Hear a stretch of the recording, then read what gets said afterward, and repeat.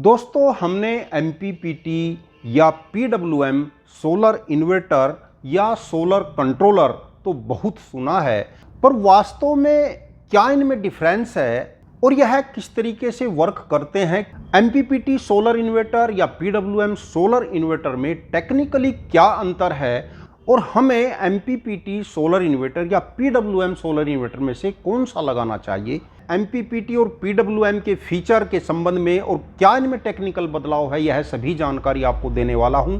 Video को अंत तक जरूर देखना। दोस्तों हमें यह टेक्निकल वीडियो बनाने में बहुत खर्च करना पड़ता है क्योंकि हम फिजिकली ऑपरेट करके आपको दिखाते हैं।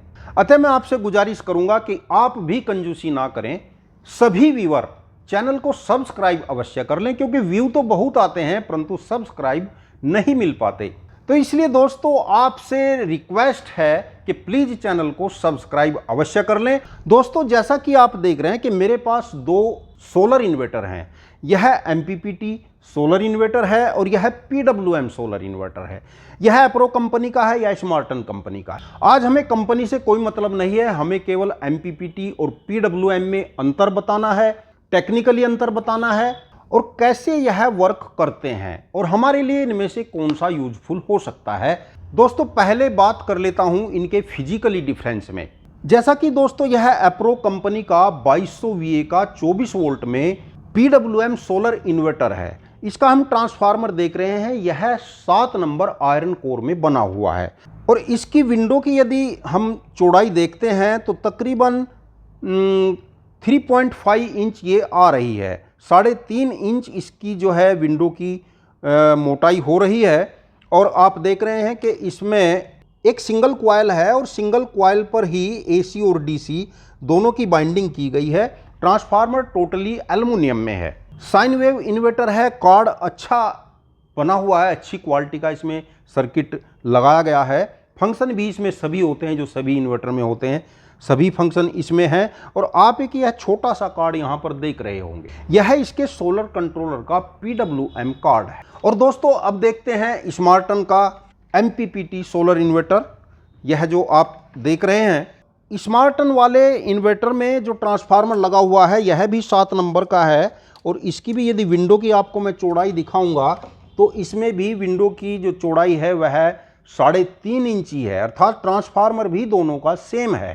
ट्रांसफार्मर की कॉइल में अंतर आपको मिल जाएगा। इसमें आप देख रहे हैं कि एसी की कॉइल और डीसी की कॉइल बिल्कुल अलग अलग हैं। यह अलग कॉइल है और यह अलग कॉइल है जो कि साइन वेव इन्वर्टर के लिए अच्छी रहती है। और दोस्तों ट्रांसफार्मर इसका भी टोटली एल्युमिनियम में बाइंडिंग है। इसमें यह जो आप कार्ड देख रहे हैं यह इसका इन्वर्टर कार्ड है। इन्वर्टर कार्ड यदि कभी खराब हो जाता है तो इसके 3 पेंच और 3 जैक हमको निकाल करके दूसरा कार्ड इसकी जगह हम रिप्लेस कर देते हैं तो इन्वर्टर ठीक हो जाता है। कोई भी इन्वर्टर हो सभी में कार्ड चेंज हो जाता है। यह इसका इन्वर्टर कार्ड है, प्योर साइन वेव इन्वर्टर है। यह एक कॉइल देख रहे होंगे, यह एमपीपीटी सोलर कंट्रोलर का जो कार्ड है उससे कनेक्ट होकर यह इंडक्शन कॉइल होती है जो यहाँ पर लगाई गई है। कार्ड लगभग सेम दूसरे इन्वर्टर की तरह है। हो सकता है इसकी जो प्रोग्राम आईसी होती है इसमें केवल प्रोग्राम ही अलग होते हैं, बाकी कार्ड सबके एक जैसे ही होते हैं, प्रोग्राम में थोड़ा बहुत चेंजिंग होता है। और दोस्तों यदि आप नीचे यहाँ पर देख रहे होंगे, यह जो आप देख रहे हैं यह इसका एमपीपीटी सोलर कंट्रोलर का कार्ड है। देखने में यह कार्ड बहुत बड़ा लग रहा है क्योंकि यह एमपीपीटी है। तो एमपीपीटी जो सोलर कंट्रोलर या सोलर इन्वर्टर होते हैं उनका सोलर का जो कंट्रोलर कार्ड होता है वह काफ़ी बड़ा होता है। जैसे कि मैं आपको दिखाऊं, मैंने अलग से यह एक कार्ड अलग से निकाल कर रखा हुआ है। यह जो आप मेरे हाथ में कार्ड देख रहे हैं यह एक एमपीपीटी सोलर कंट्रोलर 50 एम्पियर का कार्ड है। तो दोस्तों एमपीपीटी सोलर इन्वर्टर और पीडब्ल्यूएम सोलर इन्वर्टर या सोलर कंट्रोलर में जो अंतर होता है वह केवल इस कार्ड का अंतर होता है।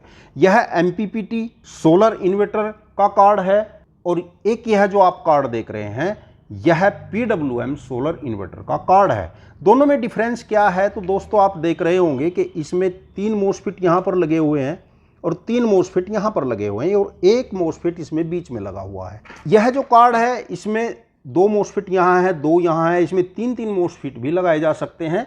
जैसा कि आप इस इन्वर्टर में देख रहे हैं इस इन्वर्टर में जो सोलर कंट्रोलर का कार्ड लगा हुआ है उसमें 3 मोस्फेट इधर लगे हुए हैं और 3 मोस्फेट इधर लगे हुए हैं, क्योंकि यह 50 एम्पियर का कार्ड है और यह 30 एम्पियर का कार्ड है। तो 30 एम्पियर वाले कार्ड में 2-2 हैं और 50 एम्पियर वाले में 3-3 मोस्फेट लगे हुए हैं। MPPT जो कार्ड होता है काफ़ी हैवी होता है, इसीलिए MPPT सोलर इन्वर्टर महंगा होता है और PWM सोलर इन्वर्टर कुछ कम रेट में मिल जाता है।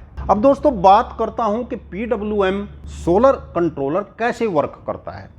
PWM सोलर इन्वर्टर में दोस्तों क्या होता है, सोलर का पॉजिटिव और बैटरी का पॉजिटिव कार्ड के माध्यम से एक साथ कनेक्ट कर दिए जाते हैं और जो सोलर का नेगेटिव होता है उसको मोस्फेट के द्वारा स्विच किया जाता है। इस कार्ड के अंदर यह जो मोस्फेट लगे हुए होते हैं यह केवल इलेक्ट्रॉनिक स्विच का काम करते हैं। स्विच की क्यों आवश्यकता पड़ती है दोस्तों, जब हमारी बैटरी फुल चार्ज हो जाती है यानी बैटरी के वोल्ट 14.5 हो जाते हैं तो यह इस पर लगे हुए मोस्फेट सोलर से आने वाले करंट को स्विच कर देते हैं, रोक देते हैं, जिससे हमारी बैटरी ओवरचार्ज होने से बचती है। और जैसे ही बैटरी 14 वोल्ट से नीचे चली जाती है तो यह स्विच फिर ऑन हो जाते हैं और बैटरी को फिर से चार्ज करना शुरू कर देते हैं।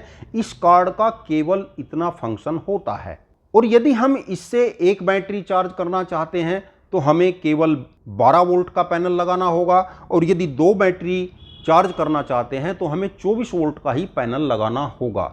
इसके साथ हम ऐसा नहीं कर सकते कि यदि हमारे पास एक बैटरी है तो हम 2 पैनल सीरीज में कर लें या 24 वोल्ट का पैनल लगा लें। इस कार्ड के साथ ऐसा नहीं कर सकते क्योंकि यह कार्ड पैनल को डायरेक्ट बैटरी से जोड़ता है और मोस्फेट के द्वारा स्विच करता है। इस कार्ड का केवल इतना फंक्शन होता है। और अब दोस्तों बात कर लेते हैं MPPT सोलर इन्वर्टर या सोलर कंट्रोलर की।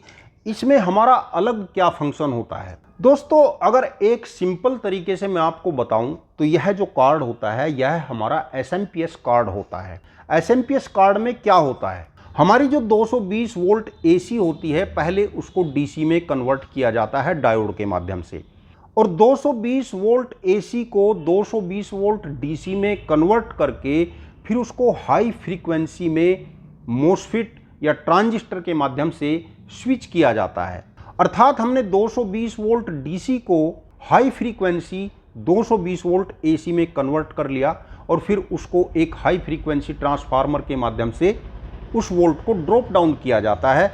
12 वोल्ट या 24 वोल्ट हाई फ्रीक्वेंसी AC में चेंज किया जाता है और हाई फ्रीक्वेंसी ट्रांसफार्मर के द्वारा जो हमारी 12 वोल्ट हाई फ्रीक्वेंसी AC बनती है उसको हम डायोड के माध्यम से फिर 12 वोल्ट DC में कन्वर्ट कर लेते हैं और उससे हमारी बैटरी चार्ज होती है और उसमें और फंक्शन भी डाल दिए जाते हैं जैसे ओवर चार्जिंग कट ऑफ, लो बैटरी कट ऑफ आदि फंक्शन भी उसमें डाल दिए जाते हैं। वही कार्य यह करता है। यह भी एक तरीके का SMPS कार्ड है। इसको AC ना देकर हम इसको सोलर से डायरेक्ट DC देते हैं और फिर उस DC को स्विच कराया जाता है और स्विचिंग के माध्यम से उसके वोल्ट को ड्रॉप डाउन किया जाता है। जैसे मान लीजिए हमारा यह 24 वोल्ट का कार्ड है या 12 वोल्ट का कार्ड है और सोलर से हम 100 वोल्ट DC लेकर इस कार्ड को दे रहे हैं तो यह कार्ड 100 वोल्ट DC को ड्रॉप डाउन करके 12 वोल्ट DC या 24 वोल्ट DC में कन्वर्ट करता है और यह power equal two volt into ampere वाले फार्मूले के माध्यम से वर्क करता है। जैसे सपोज करिए सोलर पैनल से हमारे 100 वोल्ट DC आ रहे हैं और सपोज करिए 5 एम्पियर आ रहे हैं, यानी सोलर पैनल से हमको 500 वाट की एनर्जी मिल रही है और इस कार्ड से हम एक बैटरी चार्ज करना चाहते हैं 12 वोल्ट, तब यह कार्ड आउटपुट में भी 500 वाट की एनर्जी ही बैटरी को देगा। कुछ थोड़ा बहुत पावर लॉस हो सकता है तो 12 वोल्ट की बैटरी 500 वाट पे हम चार्ज करते हैं तो इसका मतलब ये है कि बैटरी में तकरीबन 40 एम्पियर के आसपास एनर्जी जाएगी। तो यह MPPT solar controller card solar से आने वाली अधिक वोल्ट को एम्पियर में कन्वर्ट करके बैटरी को चार्ज करता है। अब दोस्तों क्वेश्चन आता है कि जो हमारा PWM कार्ड होता है वह भी जितने वाट एनर्जी सोलर पैनल से आती है उतने वाट ही एनर्जी से बैटरी को चार्ज करता है और यह भी उसी कार्य को करता है। तो अंतर क्या हुआ दोस्तों, यदि देखा जाए तो अंतर कुछ भी नहीं है। हाँ, इस MPPT सोलर कंट्रोलर कार्ड का बेनिफिट हमको कब मिलता है, यह समझने की बात है। दोस्तों सपोज करिए सर्दियों का मौसम है और सर्दियों के मौसम में धूप कम है या नहीं है। सोलर पैनल सपोज करिए पूरे 12 वोल्ट नहीं बना पा रहा है क्योंकि धूप कम है, तो इसलिए वोल्ट नहीं ज़्यादा बन पाएंगे। और PWM कार्ड के साथ में जब तक सोलर पैनल के वोल्ट 14 वोल्ट से ज़्यादा नहीं आएंगे तब तक यह बैटरी को चार्ज नहीं करेगा। अर्थात सर्दियों में धूप कम है या सुबह शाम जब धूप कम रहती है और सोलर पैनल के वोल्ट 14 वोल्ट से कम हो जाते हैं, उस समय यह कार्ड बैटरी को चार्ज करना बंद कर देता है। परंतु MPPT सोलर कंट्रोलर में हमने क्या कर रखा है कि यदि हमारी एक बैटरी है 12 वोल्ट, तब हमने सोलर पैनल सीरीज में करके 24 वोल्ट या 36 वोल्ट या 50 वोल्ट इसको दे रखे होते हैं। तो होता क्या है, मान लीजिए हमने 3 पैनल सीरीज में कर लिए। 3 पैनल सीरीज में करने का मतलब है 36 वोल्ट इसको आ रहे होते हैं। और यदि सर्दियों में धूप कम है या सुबह शाम की धूप है, उस समय हम मान लेते हैं कि 36 वोल्ट हमको नहीं मिल पा रहे, हमको आधे ही वोल्ट मिल पा रहे हैं, अर्थात 18-20 वोल्ट ही मिल पा रहे हैं। तो यह जो कंट्रोलर कार्ड है यह 18-20 वोल्ट पर भी वर्क करेगा क्योंकि बैटरी हमारी 12 वोल्ट की है। जब तक इसको सोलर के 14 वोल्ट से कम नहीं मिलेंगे तब तक यह कार्य करता रहेगा।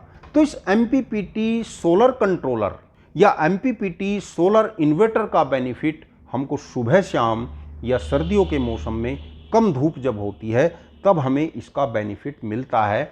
और इसके अलावा बाकी इसमें आप कंट्रोलर IC और ट्रांजिस्टर और बहुत सारी चीज़ें लगी हुई आप देख रहे होंगे। तो प्रोग्राम IC में हम बाकी के प्रोग्राम डालते रहते हैं कि कब हमको इससे चार्जिंग कट ऑफ करानी है, कब चार्जिंग ऑन करनी है, तो बहुत सारे फंक्शन बाकी के इसमें डाल दिए जाते हैं। दोस्तों आजकल लिथियम बैटरी या लिथियम फॉस्फेट बैटरी की बहुत चर्चा है। तो लिथियम आयन बैटरी लगाने से पहले कुछ जानकारियों का होना बहुत ज़रूरी है। हम अपने दूसरे चैनल अरविंद के टेक पर लिथियम बैटरी के संबंध में एक सीरीज चलाई हुई है, वहाँ पर कुछ वीडियो डाल रहे हैं, आप उन वीडियो को ज़रूर देखना। क्योंकि दोस्तों लिथियम आयन बैटरी लगाना बहुत ज़्यादा सुरक्षित नहीं है, जिस पर एक वीडियो बहुत जल्दी आने वाली है। कुछ समय उस पर लग सकता है, कार्य बहुत तेज़ी पर हम उस पर कर रहे हैं, जिसमें सब कुछ फिजिकली दिखाया जाएगा कि क्या लिथियम आयन बैटरी लगाना सुरक्षित है, क्या कुछ सस्ता पड़ सकता है, कितना फ़ायदा है और कितना नुकसान है, यह सभी बातें उस वीडियो में दिखाई जाएंगी। अतः आपसे रिक्वेस्ट है कि उस चैनल को भी सब्सक्राइब करके बेल आइकन का बटन दबा कर रखें। और दोस्तों वीडियो यदि अच्छा लगा हो तो चैनल को लाइक करना, शेयर करना और सब्सक्राइब करना न भूलें। वीडियो देखने के लिए धन्यवाद। नमस्कार दोस्तों।